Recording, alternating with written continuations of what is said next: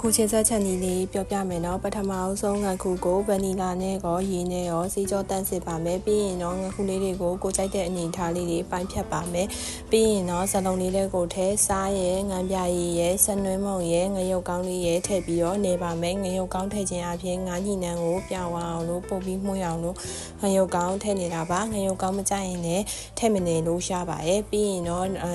နှက်အောင်လို့နေပြီးတော့ရင်ခဏတာလေးနှက်ထားပါမယ်နှက်ပြီးချက်တာကငါကိုပို့ပြီးအရသာကောင်းပါရဲ့ပြီးရင်တော့ဒေဦးလေးတွေကိုစီထည့်မယ်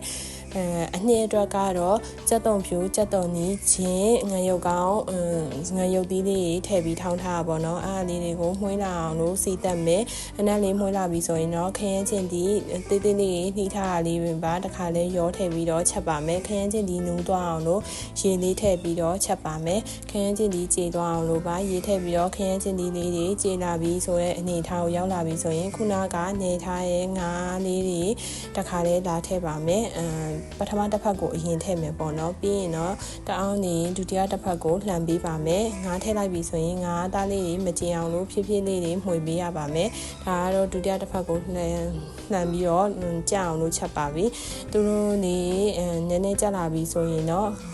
နန်းနပင်ထည့်လို့လည်းရတယ်ပင်စိမ့်ထည့်လို့လည်းရတယ်ငါကပင်စိမ့်နဲ့လည်းလိုက်တယ်ပေါ့နော်နန်းနပင်မစိမ့်တဲ့လူတွေအတွက်ပင်စိမ့်ထည့်ချက်ပါဒါဒီလိုမျိုးပွက်လာပြီဆိုရင်ငါးလေးကြလာပြီဆိုရင်တော့ငါခုချင်းဆက်ဟင်းလေးတစ်ခွက်ရပါပြီအားလုံးပဲလိုက်တော့စားကြည့်ပါအောင်နော်ကျေးဇူးအများကြီးတင်ပါတယ်